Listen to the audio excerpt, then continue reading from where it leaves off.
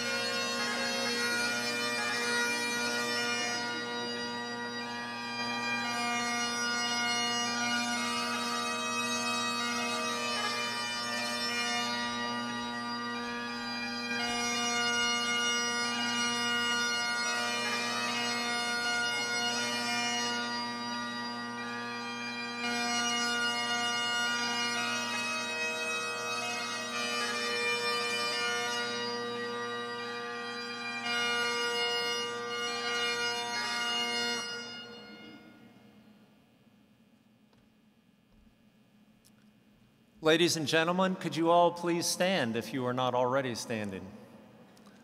It is with great pleasure that the faculty and staff present to you the 2014 Master of Management Studies class.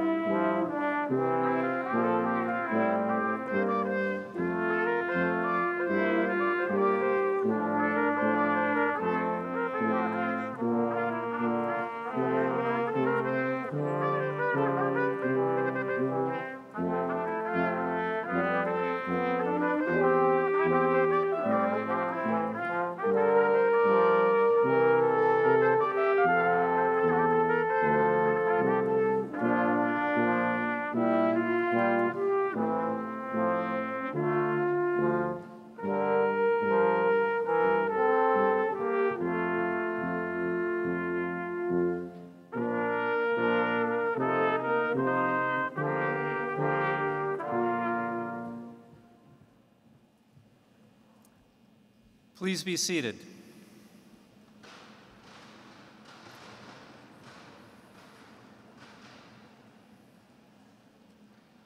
This is a wonderful day. It is an honor and a privilege to share with the MMS students their special day, their graduation. We are so happy for you that you've made it to this point, that you've done amazing things, and now you're ready to graduate. We're also, honestly, a little bit sad to see you go, as you've brought so much energy and so much capability. I thank you for everything that you've done during this year, and I'm very happy to see you here today. I'm also very happy to see all the friends and family that are with us today. And I think that they too are very, very happy for you and probably not sad at all. They're probably saying, okay, let's get on with it. But we're so happy that they're here. And we're also happy to have the Fuqua faculty and staff that helped provide the transformational experience that you've gone through over this past year. And so it's wonderful to have this group of people share what is a day for the graduates.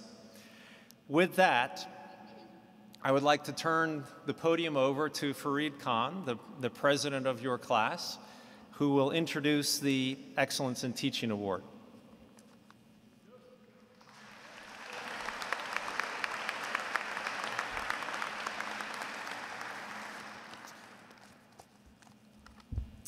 Good evening, everyone. So before presenting the Excellence in Teaching Award, I wanted to make a few very brief remarks, and I promise it won't be like my presidential election speech where I was supposed to speak for 3 to 4 minutes and rambled on for 7 minutes with Steve waving his watch at me. For those of you who've never visited Duke or Fuqua, welcome. This place is very transformative for all of us. For the concerned parents who now have proof that your students and that your children actually did do at least some studying rather than spending every night at the infamous Shooters nightclub. And you now know that this place that you and your children have invested so much into is actually real. And it's not concocted like one of Michael Timmons' fun game show ideas, such as Phase the Nays, where you try to, quote unquote, blow Andrew Nayswald's mind with a fun fact. Everyone came into the program with different goals based on where they were in their lives, personally and professionally. And this program was able to provide us with what each of us wanted and what each of us needed. I remember at the team building event at the Triangle Training Ropes course, Kate Kim mentioned that one of the reasons she chose this program was so that she could leave her comfort zone. I had the privilege of seeing shy and timid Kate Kim in BizCom lab over the summer transform into a confident valuation expert and a great presenter just a few weeks ago. This is just one of the many examples of what MMS can do for us. This place has challenged us to become better thinkers and leaders, and it's surrounded us with diverse talent. Fuqua's really become our family, a community where we celebrated success together and lamented defeat together. We might have been frustrated with each other, but we knew that, like any family, everyone had our back. We've learned to laugh at ourselves, even when the world is moving faster than we felt equipped to handle. We've shared moments of success and frustration, and we've looked to each other through bittersweet endings and unclear beginnings. Just some brief highlights, whether it was the MMSA socials, or meeting up at the Heights or Belmont, or Hannah's Cakes, or Leo opening up his apartment in New York to everyone over winter break. These are all the examples of the camaraderie that we experienced. So thank you, family and friends. Our success is a testament to your contribution and your continued support.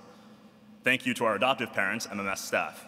Your passion is evident in everything that you do, and we've been so fortunate to work closely with you all and learn from that passion. And of course, thank you, fellow graduates. You were the lifeblood of MMS. Here at Fuqua, we were taught to not only be professionals, but also how to network. However, I sincerely believe that the friendships that we formed here are a part of a much deeper personal network. As we part ways, I encourage you all to think about the impact that the people sitting around you have had on you. I know I certainly will. From the MMSA, I want to thank you all for guiding us and providing what we hope was a great 10 months. And we all ran our platforms on the basis of making MMS better, and the highest praise was the trust and faith that you put in us, which we hope we were able to uphold. More personally, thank you all for your ambition that inspired me to be a better version of myself every day. Now, we can all agree that we have some of the best professors at Fuqua. Their drive, intelligence, and innovation are directly responsible for our analytical and technical growth. While every professor certainly made an impact on us, there was one professor that stood out. His class taught us not only business concepts, but a way of thinking. His class taught us to question assumptions and think of a problem not only from a financial or quantitative perspective, but also from a psychological perspective in dissecting whatever the incentives are in any given situation. His commitment was clear from day one. Not only was he involved with students outside the classroom playing basketball, tennis, ping pong, but in the classroom he made sure to memorize all of our names from day one. He was in fact so committed that he accidentally admitted to practicing our names in the shower one day. Through interactive lectures, his course set the foundation for not only business analysis, but provided great insight in how to manage ambiguity. Now, at this point, I'm sure you all know who I'm talking about, so please join me in congratulating Professor Scott Dyring, the winner of this year's MMS Excellence in Teaching Award.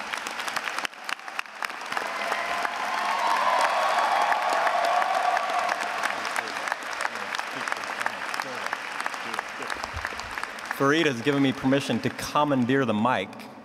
The first thing is that comment about the shower is supposed to remain kind of like Vegas. You know, what happens there stays there. But thank you so much for this great honor. It really means a lot to me. To all of you parents, you know that one of the greatest challenges in life is raising children. I know I have 5 of them. And one of the great rewards of that, there they are, right there. One of the great rewards of that challenge is to see your children have success. And this is a great day to celebrate. And thank you for raising these wonderful men and women who I have had the privilege to work with. And to you students, I hope one day my children will be like you, where you have reached the end of a path filled with investment in your own future, and you're ideally positioned to now go forth into the world and hopefully influence for good all those people that you will come in contact with. It has truly been a privilege for me to be a part of that journey. So thank you for this honor, and thank you for all that we have been able to accomplish together, and I wish you the best of luck as you go forward into your next phase of life. Enjoy.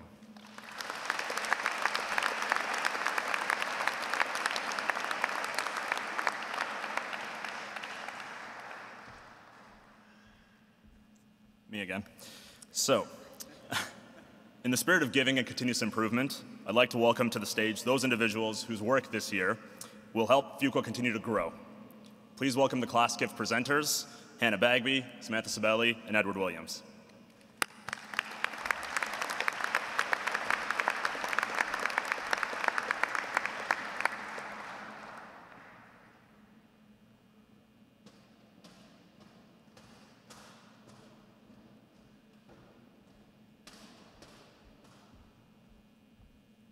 Hi. On behalf of the class of 2014 and the class gift team, we would like to present our first gift back to Fuqua. Now, our gift goes to the Fuqua Annual Fund, which goes to fund priorities of Fuqua, which include scholarships, global initiatives, and faculty research. This year, we were able to raise $1,977 with a 97% participation rate. Thank you, class of 2014, for your contribution.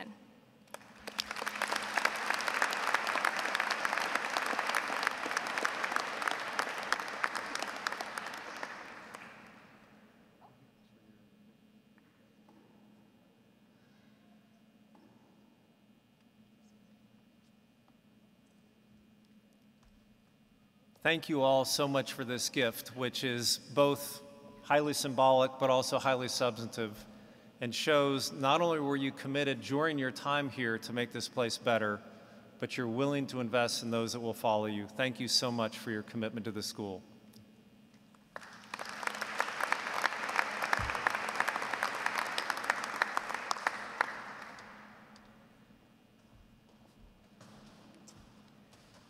So now, what we've all been waiting for, I'd like to welcome to the stage this year's elected student speaker. We've all seen her at Fuqua Idol, and while she won't be singing for us or playing the ukulele, even though Russ requested it, I know we're all excited to see this great speaker come up and address our class. So please join me in welcoming Danya Akbar to the stage.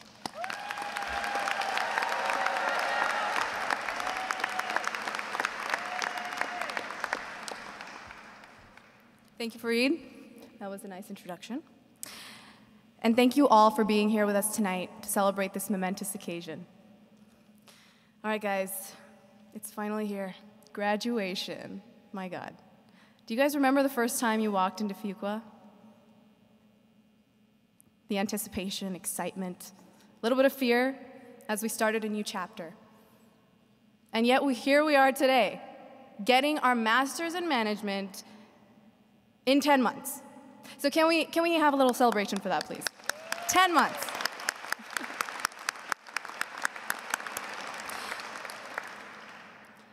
And when I think about the way we have grown, the experiences that we've had, the friends we've made here at Fuqua, I can only find one word that sums it all up. One lesson that we can all take from our time here and how to live our lives forward. Creativity. Now, I'm not talking about being able to sing or dance or draw. What I'm thinking about is the ability to think creatively, doing things differently, paving your own way. And I have 3 pieces of advice that we can take from our time here at Fuqua as we start this next chapter in our lives. Number 1, don't get bogged down by failure. Now, part of being creative means seeing possibilities where others only see difficulty. How many times have we failed during this year alone? How many job rejections? How many bad tests? How many times have you gotten dumped? We fail. We all fail, but the difference is how we decide to behave in the face of that failure. Other people will give up, but we won't. We will get up and try again and again and again.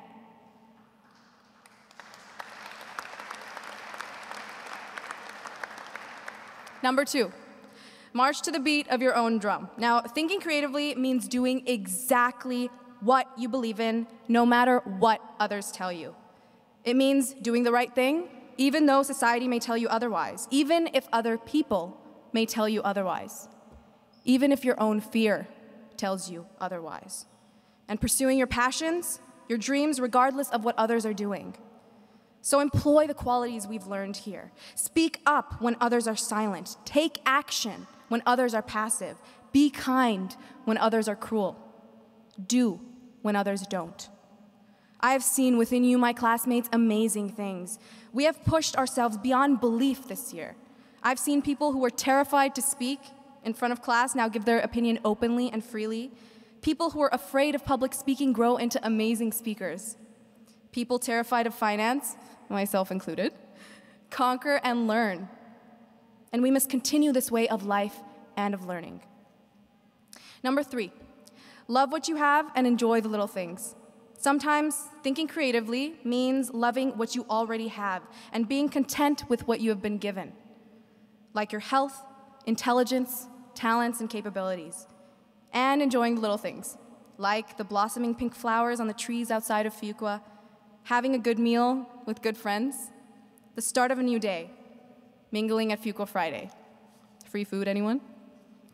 That amazing feeling after you finish a huge assignment and after you finish your master's. The world full of opportunities and possibilities. And so, although I could repeat the cliche that tomorrow is the first day of the rest of your lives, I will instead say this. Tomorrow is just another day, a clean slate, but it is up to you to make it amazing. You hold the power to make your life amazing and full of purpose. We have been taught to think creatively, to change the rules, to disrupt and question, to impact change. This can only be done by being creative. So continue to live life creatively as we have done here at Fuqua and seize the day rather than simply being privy to it.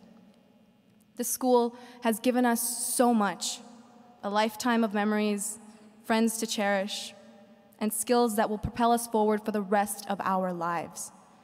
We are ready to move on and to do great things, but this place will always be our home. We'll cherish our time here and remember the love, support, and guidance we were given. And I'm sure you guys are feeling the exact same way, excited to move on and start a new chapter, but sad to leave. It's a bittersweet feeling. So I'd like to sing a song by request of Steve and Russ that signifies the fact that although we are leaving, we will never, ever forget. If I should stay, I would only be in your way. So I'll go, but I know I'll think of you every step of the way. And I will always love you. I will always love you. Congratulations, MMS class of 2014.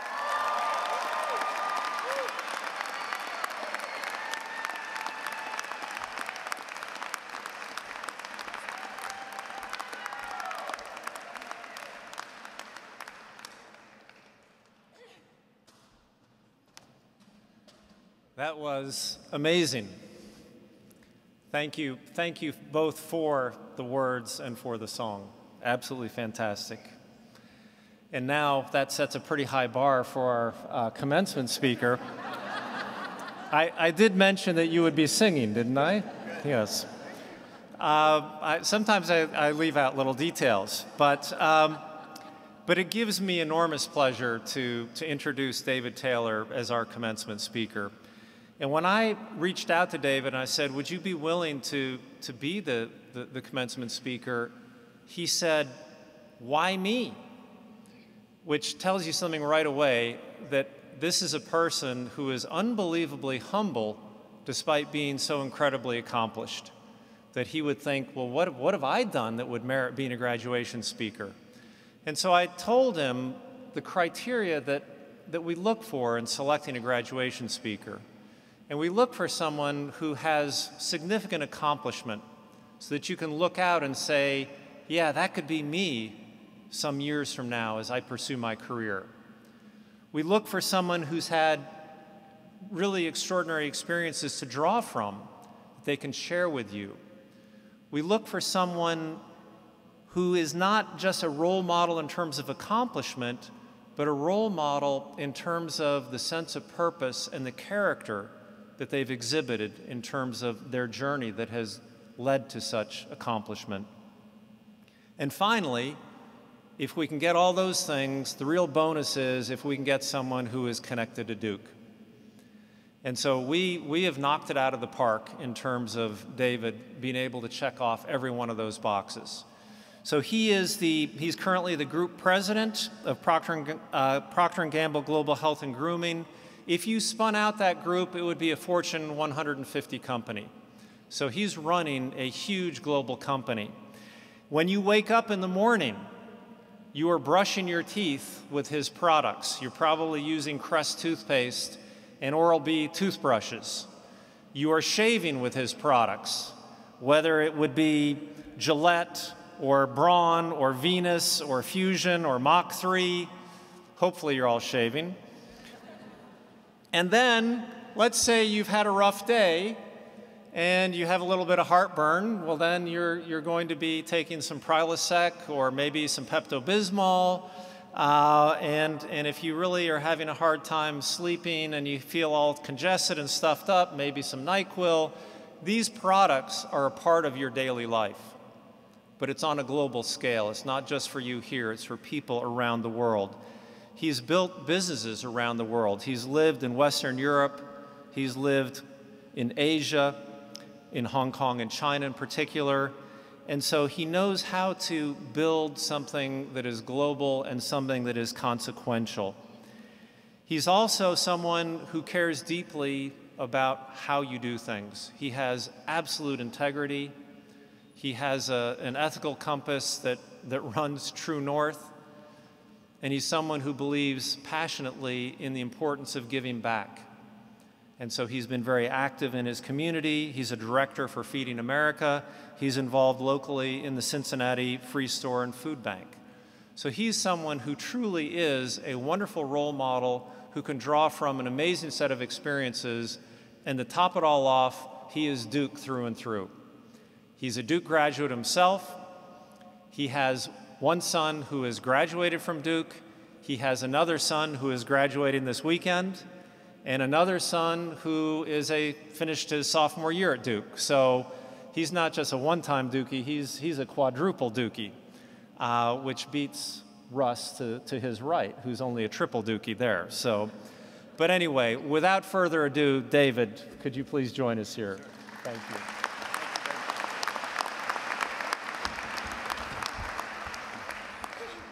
Good evening. Thank you, Dean Boulding, parents, families, friends, faculty, and staff of Duke, and especially all of you, the 2014 graduating class of the MMS program. It's an honor to help celebrate this important milestone in your life, and it's energizing to imagine the impact you're going to have from this day forward. When I first received the invitation to speak, I asked my wife, Marcia, of 34 years, who's over here right now, in your wildest dreams, could you imagine me being asked to speak at this graduation ceremony? She paused for a moment, then looked back at me and said, David, I'm not sure how to break this to you, but you're not in my wildest dreams. Well, I have a wild dream today that I hope you'll be part of, a dream that business leaders can truly be leaders of consequence. Now, this university does mean a lot to me. I graduated 34 years ago from the engineering school. As Dean Boulding said, our oldest son, Jason, graduated 4 years ago. Christopher, we're here for graduation this weekend, and Brian's a sophomore. Now, many of you may say you probably pushed them really hard to go to Duke. My wife and I did not do that at all. We said, go anywhere you want. If you go to Duke, we'll pay for it, but go anywhere you want. In addition to our children going here, it's been an honor, a true honor, to serve on the Board of Visitors of Fuqua. Trust me, bleeding Duke blue is for real in the Taylor household. And today, we're in a special place. A few of you are undergrads, and you may have tended outside this building. Many of you probably camped out as graduate students to get season tickets, and likely all of you have chanted at one time or another as Cameron Crazies. You practically raised the roof during the amazing games and incredible performances. You've been the kind of fans stars dream of performing in front of. Today, you all are the stars, and we are your fans. Your parents are here, all around here, whose sacrifices on your behalf dwarf any time you, me, or anybody has spent outside this building. They've done more than tent for the last 20 years to make sure that you're here and support you along the way. And behind me are the MMS coaches, truly a world-class team who's worked tirelessly to help prepare you for a career and a life of success. And alongside you, your friends, your peers, folks that will be a part of your life for years to come. This is what it feels like to sit or stand center court. You've earned it, and I hope it feels awfully good today. Today, I'm here to share some insights about the way the business game is played. And unlike basketball, you all get to choose whether you take advantage of them. My hope is that something I share today will help you excel as you enter into your own playing field. Now, I have no doubt that you'll be successful, but I want to pose a challenge to each of you. Don't settle for just being a strong performer. Instead, be a leader with high potential. There is a difference, a big one. And I want to explain that difference because it's important to your careers and the impact you will have. I hear people say often, if I work hard and I'm a high performer, assignment after assignment, then I'll get rewarded and keep moving up, right? Not necessarily. You may move up 1 or 2 positions, but that's probably it. You'll be highly valued, maybe pretty well paid, but your influence as a leader will peak. And that peak may not be satisfying to some of you who really want to make a difference in your companies, communities, or the world. High potential leaders have the greatest impact. They continually demonstrate the ability to take on more. They show they can adapt in real time to rapidly changing situations. They make decisions based on aspiration rather than ambition. They are the true leaders of consequence. Now, I've had the good fortune to work for and with a number of them. At P&G, where I've spent my career, in Asia, Europe, and the United States. At Feeding America, where I've served on the board for the last 8 years, and certainly right here at Duke. I've watched them and learned from them, and I've identified 5 characteristics that set them apart. These are characteristics you can see, characteristics you can learn, skills that you can choose to make your own. The first is intellectual agility, quick smarts, the ability to adapt very quickly to new challenges or fast-changing conditions. High-potential leaders are hungry for knowledge, and they learn from many sources, especially their mistakes. They tend to be systemic thinkers who connect dots in ways that more conventional thinkers rarely do. This agility comes natural to some people, but it can also be developed and honed in each of us. You just have to create conditions for yourself to develop it and lean in to uncomfortable opportunities. Now, years ago, I read a sign hanging in a coworker's office in our general office, and it said, "When you become comfortable in this role, rest assured you're now part of the problem." Believe me, that's usually true.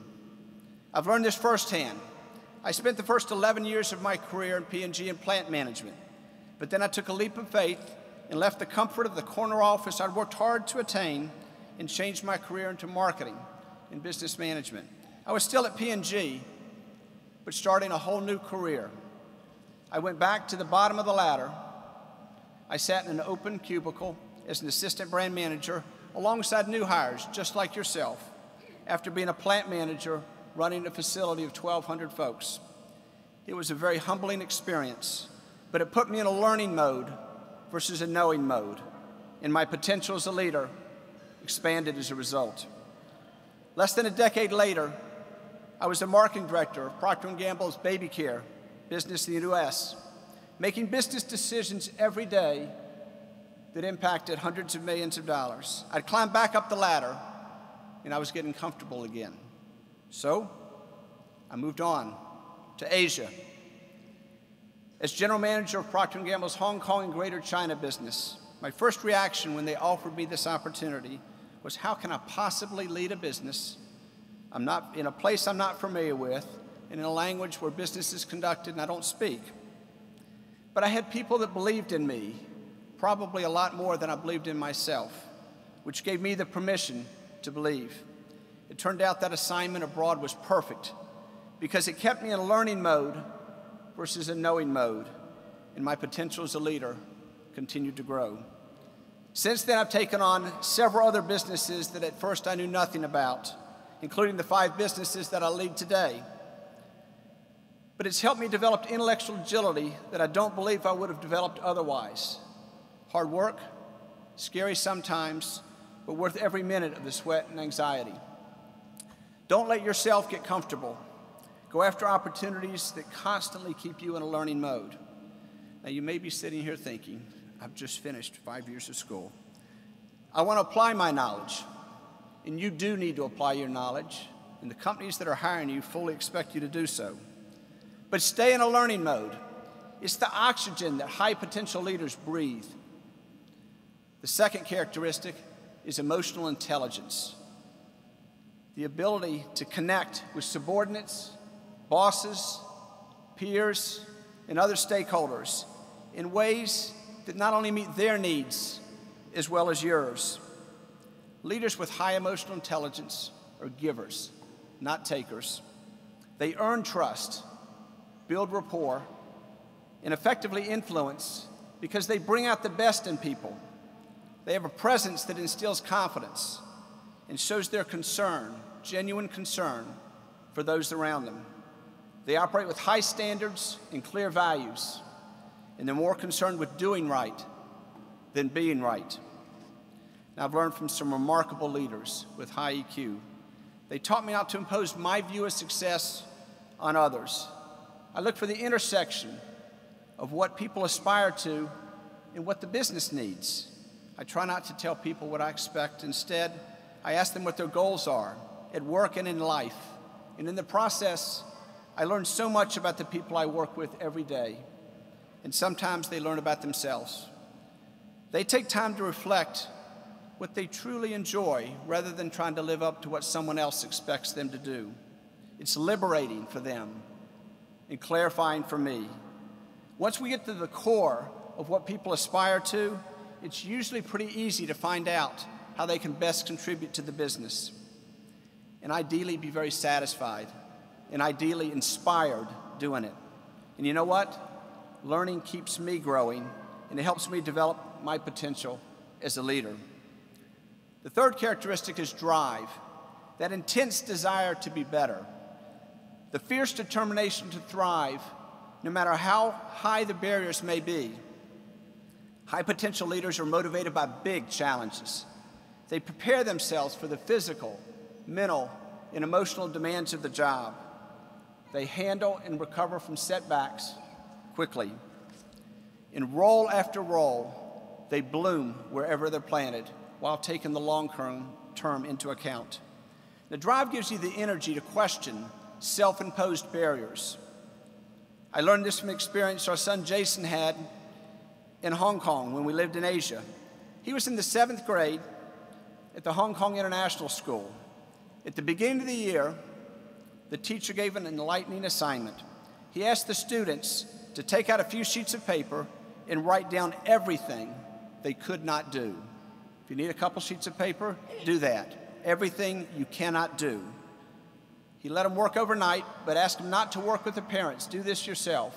The next day when they came back, he had a box in the middle of the room. He asked each of the students to put their completed assignment in the box. When they did that, he picked up the box, walked outside the room, and led them outside to some woods right behind the building, where he dug a hole and buried the box. He looked back at the kids and said nobody had gotten the assignment right. The correct answer was a blank sheet of paper. At that stage in their lives, he told them they could do virtually anything if they put their mind to it. That's a lesson that's powerful and has as much relevance to you and to me as it did to the 7th grade class in Hong Kong. Most barriers are self-imposed. Drive helps high potential leaders bust through those self-imposed barriers. Drive builds potential in all of us. The fourth characteristic I've seen in high potential leaders is humility. They recognize that none of us are smarter than all of us. I learned this right out of the gate when I started at P&G. I was a frontline supervisor managing a team of 20 production operators. These were people from all walks of life. Some were old, some were young, some had just come out of technical school. I even had a PhD on my team. But it was a crash course in team management. I rotated shifts with them, and I learned more about teams and individual development than I ever could have imagined. Two specific lessons stand out. First, I learned that you can't lead a team effectively if you don't know each member of the team individually. And I mean really know them. Their aspirations, their experiences, their skills, their likes and dislikes. Because at 3 a.m., when stuff breaks, as it inevitably does, you have to tap into the capabilities of all the people on your team. None of us had the skills to solve all the problems we faced. All of us collectively had the skills to solve any of the problems we saw. But I had to get to know them as individuals and earn their trust before I could take advantage of all that skill and experience. That took time I did not think I had, but it was an investment I could not fail to make. It paid off time and time again. It's often said people don't care what you know until they know that you care. And I found that to be true in Asia and in Europe and here in the United States. I also learned how to ask questions, which is probably the most underappreciated leadership skill you'll ever develop. I learned there's no substitute for conversation. Read as much as you can, but don't let it take the place of human connections developed when you sit down and talk, or more importantly, listen. When you do that, it tells people you respect them. It inspires people to follow you, and it taps into a basic truth: people want to contribute. but they need someone to believe in them, to invest in them, in order to unleash all that they have to offer. And nothing diminishes potential faster than assuming you know it all. Develop the skill to tap into what those around you know. There's no better way to keep your potential as a leader growing. The fifth and final characteristic of high potential leaders is the ability to recognize the difference between success and significance. Too often we think of success as personal gain instead of personal contribution. We focus on activities versus positive outcomes, on what we get instead of what we give. Most of us start questioning this narrow view of success as we get older. The math adds up. There's less days in front than there are behind you. And you start to think about, have I really made a difference? Have I left a legacy? High potential leaders don't wait till they're 50 or 40 or even 30 to start asking that question. They recognize early on that the real measure of success is being significant. It's making a difference in the lives of those who matter most to you. It is consistent with career success, but much, much more. Now, I've had the pleasure of serving on the board of several meaningful organizations, including Feeding America, a nonprofit that feeds over 35 million people each year in this country. Feeding America is a national organization that leads a network of over 200 food banks around our country, including one right here that serves North Carolina. I've been especially involved in efforts to address hunger and food insecurity in America.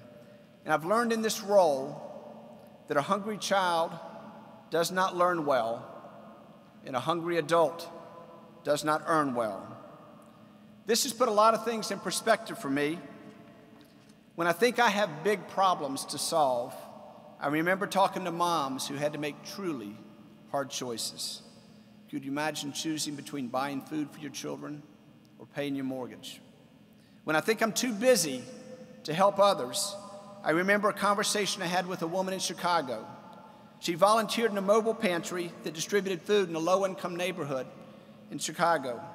We worked side by side, and she told me how much she appreciated the help she got when she was in need from the food bank, that as soon as she got a job, she wanted to give back and help others. Conversations like these remind me what it means to be significant in the lives of others. And that reminder informs my definition of success. Once you're clear on what success or significance means to you, it becomes easier to make choices that ensure your measure of success is significance in the lives that matter to you. When that's your yardstick, your potential as a leader will grow, and you'll hold yourself to a higher standard, and high standards fuel high potential. That's it. 5 characteristics: intellectual agility, emotional intelligence, drive, humility, and knowing the difference between success and significance for you. As you begin your careers, I challenge you to become high potential leaders, which goes beyond being a strong performer. Someone once told me that encourage means to give courage to someone you care about. I want to encourage you to step out of your comfort zone, have a voice, and take risk. As I shared with you when I began this talk, you are the stars on the court today. As you walk across this stage in a few moments, know that everyone in this storied stadium is pulling for you. It's your time to get into the game. And remember, there is nothing that you can't do at this stage in your life. Where you end up and the impact you will have is largely based on your imagination, your determination, and your courage to be everything you have the potential to be. And please know this: the world needs you to be all you have the potential to be. Your potential is not just about career success, it's about impact. Remember the wisdom of Mahatma Gandhi, who said, the difference between what we do and what we're capable of doing would suffice to solve most of the world's problems. Making the most of that difference is what it means to be a leader of consequence. Play well, congratulations, and good luck.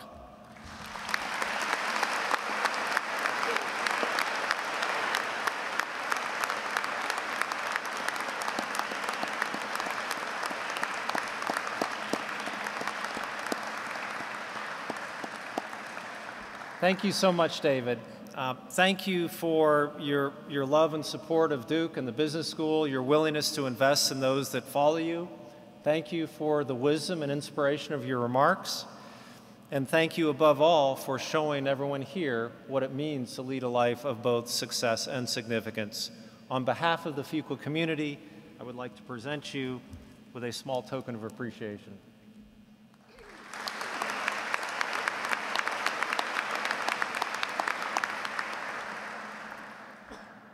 We now transition to the actual graduation part of graduation. So if I could have Russ Morgan come to the podium, please.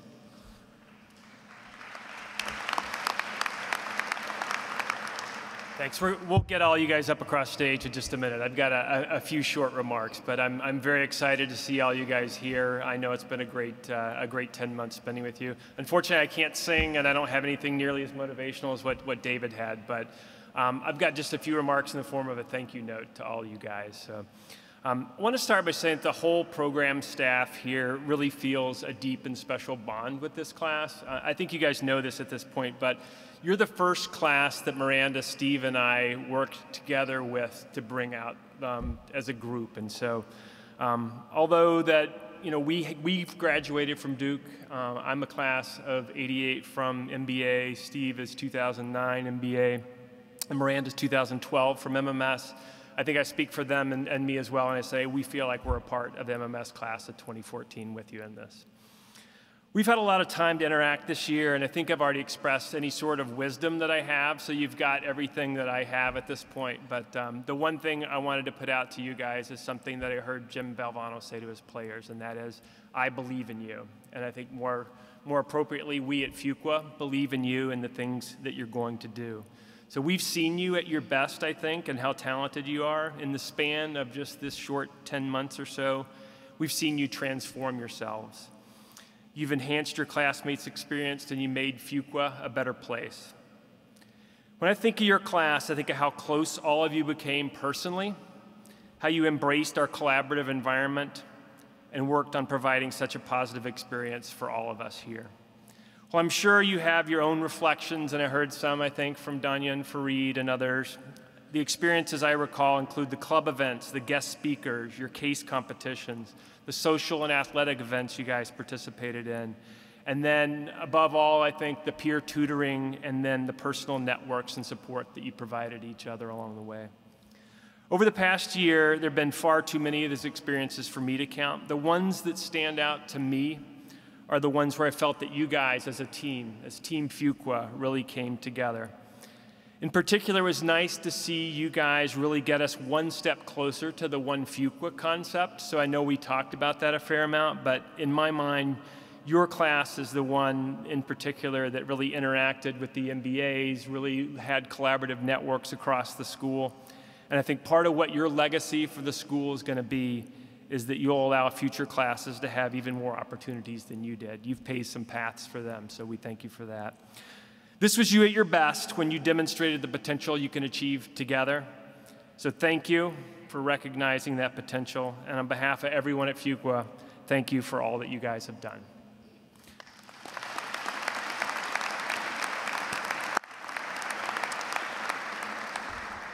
All right, I sent everybody an email earlier today. At this point, I'd like to acknowledge a number of today's graduates.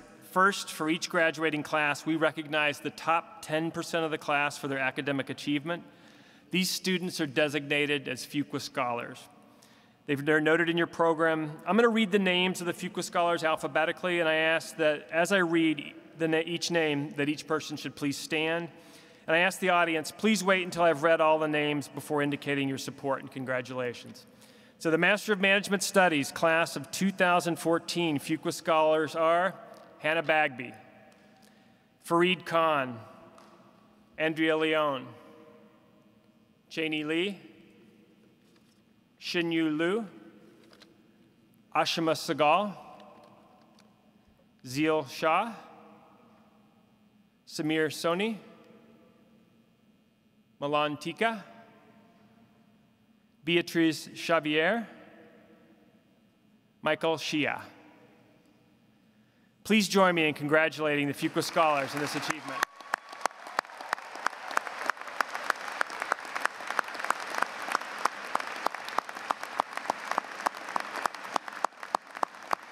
Okay.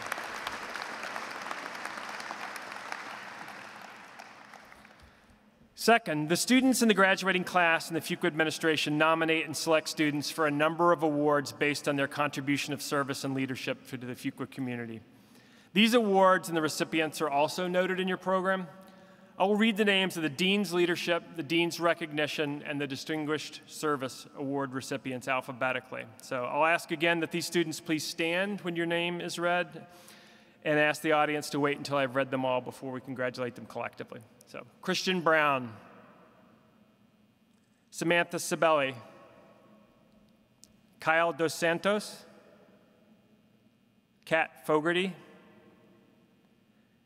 Devin Gallardi, Lovreen Kaur, Fareed Khan, Xinyu Liu, I apologize, Nazila Nasiri, and Ashima Sagal. All right, congratulations, everyone.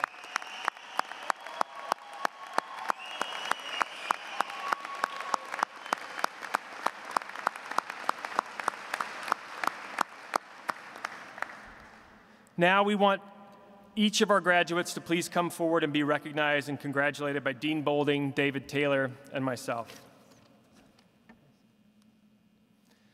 I'd also like to ask Steve Mizuraka, the director of the MMS program, and Laura Lane, associate director of MMS Career Services, to come forward and read the names of our graduating students.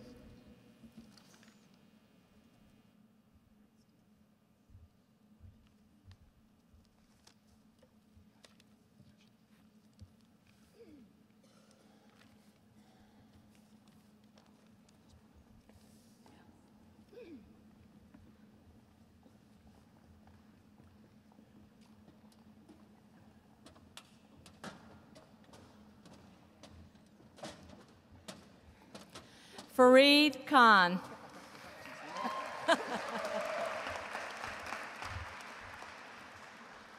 Danya Akbar.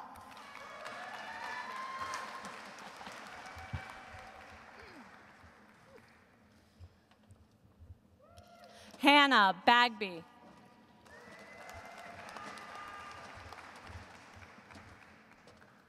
Samantha Marie Sibeli.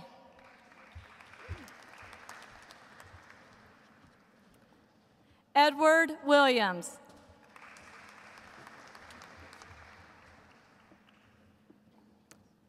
Othman Al-Momar.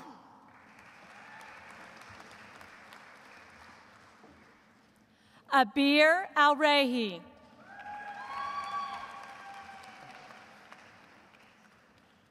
Sarah Odette Batik.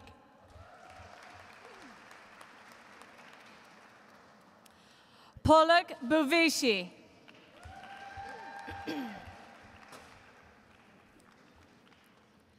Chase Jean Biebelt. Got it. Konstantin Belchuk. Yeah. Brandon Robert Benson. I got it. Mitali Batkul.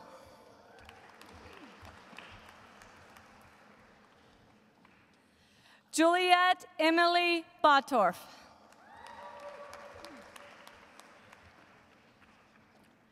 Lily Phipps Bowers.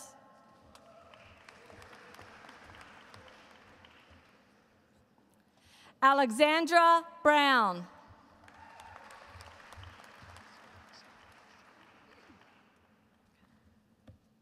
Christian Reed Brown.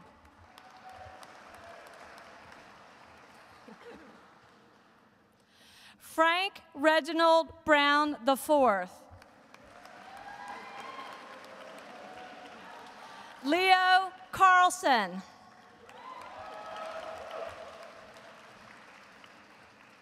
Sarah Catlett.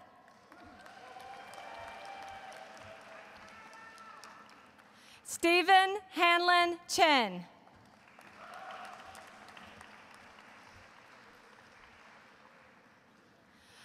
Kawa Chiang.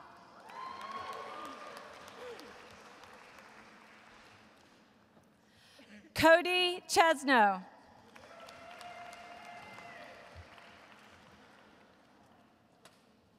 Rebecca Hay Cho.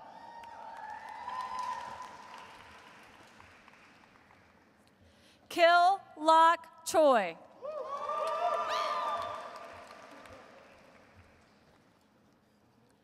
Thomas Temperley Coulter.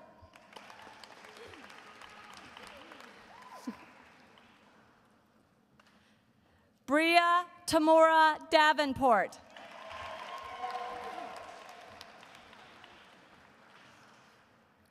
Catherine Doktich.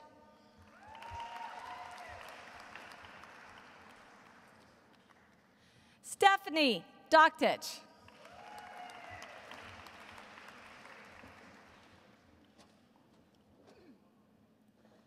Kyle Paolo Dos Santos.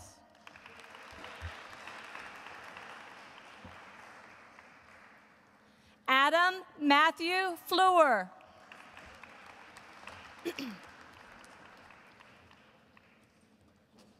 Catherine Ann Fogarty.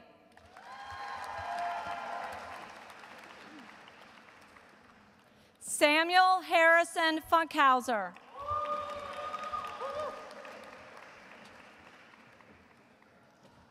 Devin Taylor Goulardi.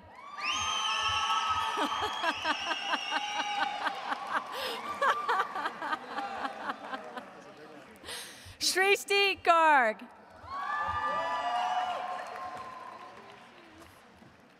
Jessica Golson.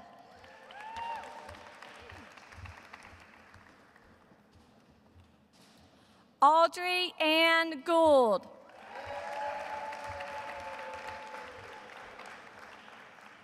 Sung Mook Han.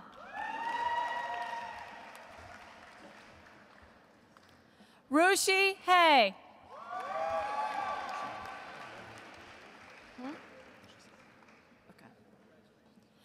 Tuan Huang.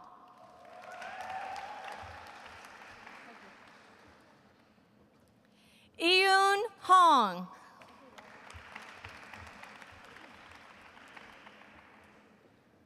Wenqian Huang.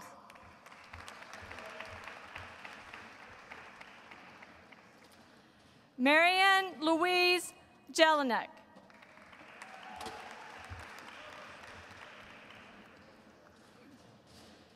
Anastasia Catcher.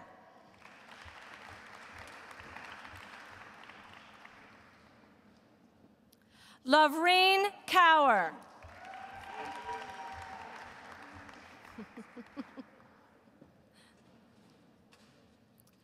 Uku Palin Kelasulu.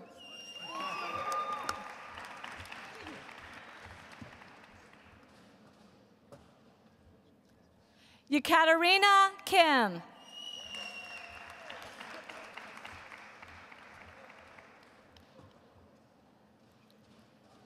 Janelle Hera Kim.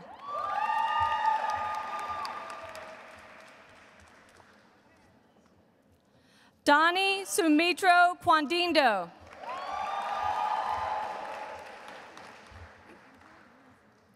Derek Lecomte.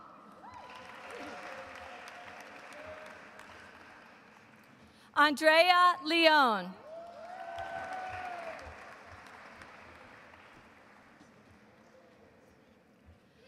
Hoyu Ivan Leung.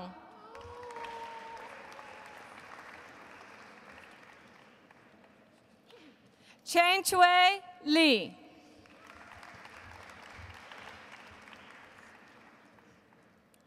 Ji Lee. Catherine Nicole Lip.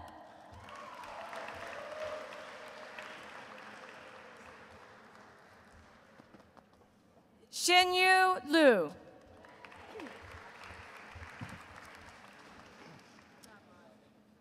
Gabriel Joseph Margolis.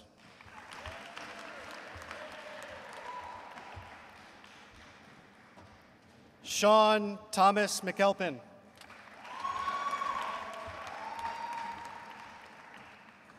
Megan McCarthy. Christy McDaniel.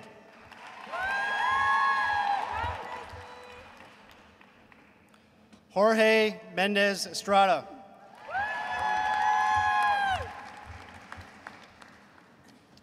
Michael Adam Moverman.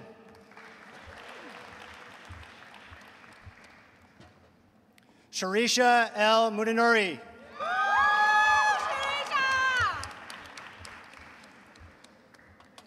Katerina Eleanor Mustaki.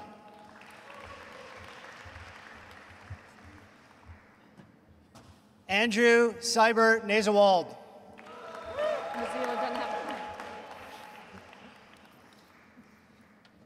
Nazila Syra Nasseri.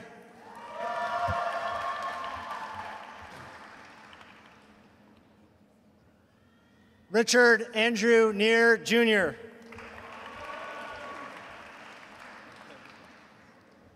Karen Nayawera. I got you, man. Teddy Chike Okechukwu.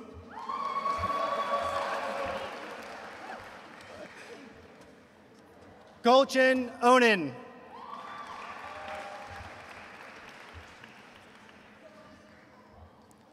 William Douglas Overton.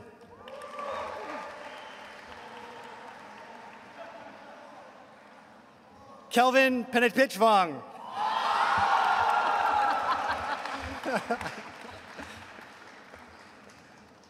Abbas Parvin Perez.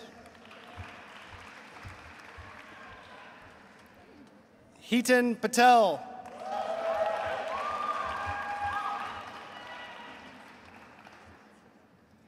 Timothy Patron.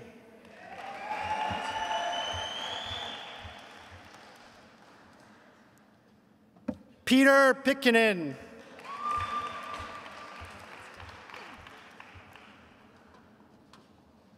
Jing Xuan Chi.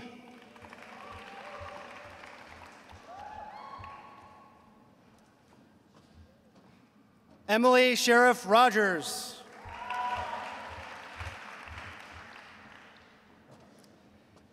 David Sims Roosh.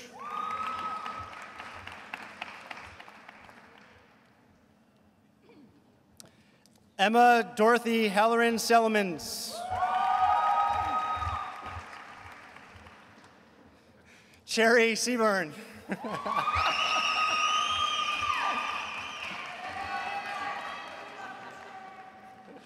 Ashima Segal.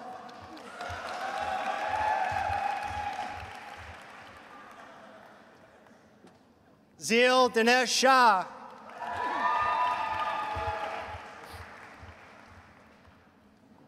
Samir Soni.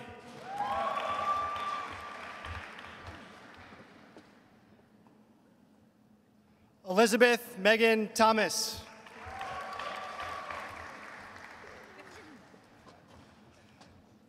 Milan Pizza.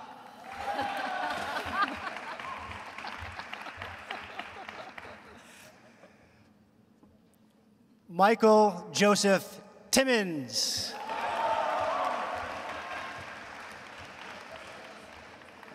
Darren Tran.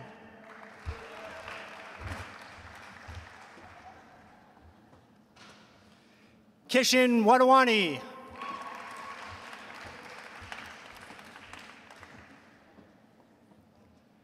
Dennis Wang.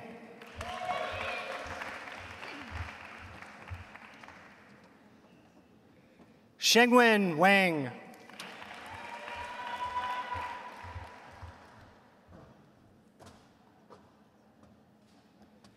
Shilu Wang.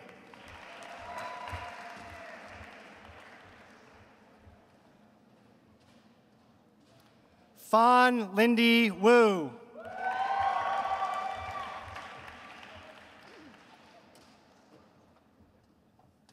Helen Yenshi Wu.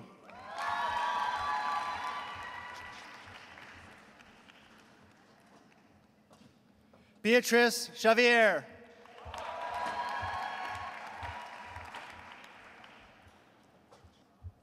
Michael Shee.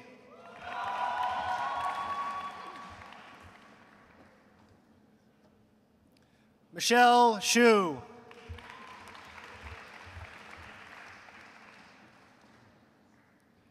Shisheng Young.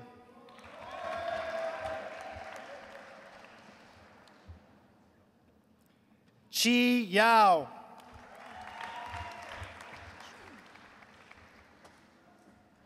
Julie Yi.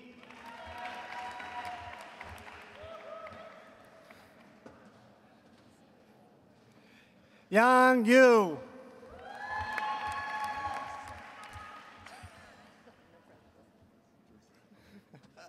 Todd Alexander Zawarovsky.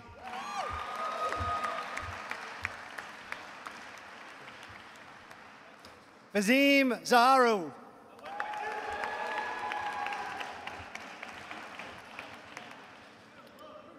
Tong Isabel Ju.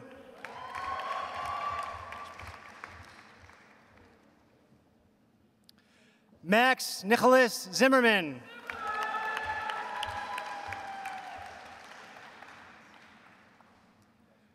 Karina Zubiaga.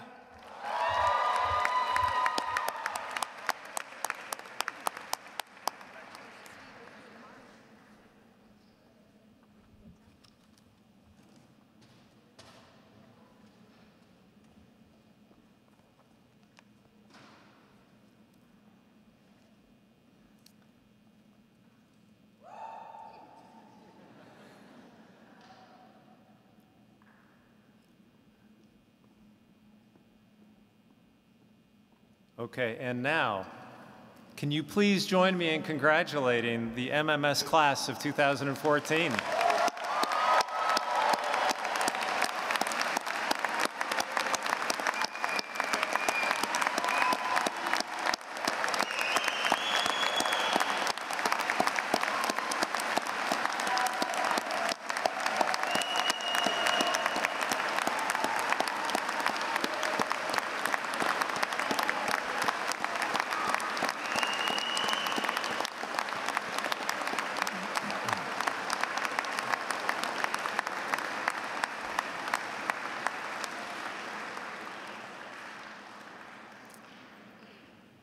Okay, I'm going to ask that everyone except the graduates please be seated, and if you can wait until we finish processing out and then join us in the Thomas Center to celebrate this great event.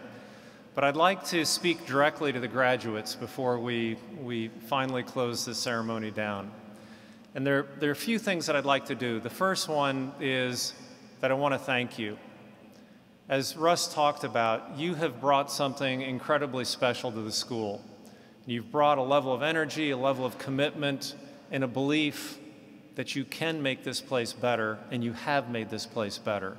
And so we're so happy that you've been a part of our community during this time, because it's been an incredibly wonderful time for us to share with you. But in addition to thanking you, I have some requests of you. 4 requests. The first one is, at this moment in time, you've bonded together over the course of this year or this 10 months, and you mean a lot to each other. And so there's going to be a tendency in the coming hours to focus on each other, but please take the time to thank the people who got you here as well. There are many people who are here who are an incredible source of support that allowed you to make it through the program. And there's actually a large number of people who aren't here who also were instrumental in terms of helping you get through this program. Take the time to thank all those people. The second one is, we hope that when you leave after graduation that you stay connected to us. You've been so deeply connected to us during your time here. You've cared so much about making this place better, but your job isn't done. You have so much more that you can do in terms of what you can offer to those students who will follow you. And if you think about the students, the previous graduates who came back and helped you, who talked to you, who networked with you, that now falls on you. That falls on your shoulders to give back, to make sure that every successive class has the opportunities that you had and even more. And so please don't forget us. The third request is, and you're going to say, this is crazy, but the request is, don't forget about each other. Stay connected to this amazing group of people, this group that you've worked with to co-create an experience that has changed and transformed all of you. And you're probably thinking, of course, I'll never forget these people. They're so important. But guess what? When you leave this place, life happens. And you will have to make a special effort, not just to stay connected to us, but to stay connected to each other. But don't forget how important each of you has been in what you've experienced here, and don't for a second think that you won't be important to each other in what follows. The fourth and final request is both simple and difficult. The simple thing is that we want you to go out into the world and we want you to take seriously the responsibility that all business leaders have to transform the world for the better, to take advantage of the opportunities to make the world a better place. And that you can do that by building trust, because we need leaders who do build trust, who do build credibility, and show that they're willing to listen to others, support others, and aim for higher aspirations than just selfish goals. To summarize, I hope that all of you will aspire to live lives not just of success, but of significance. That's what we hope for you, and that's what we expect of you, because you have that ability. You have been amazing, and you will be amazing. Thank you very much.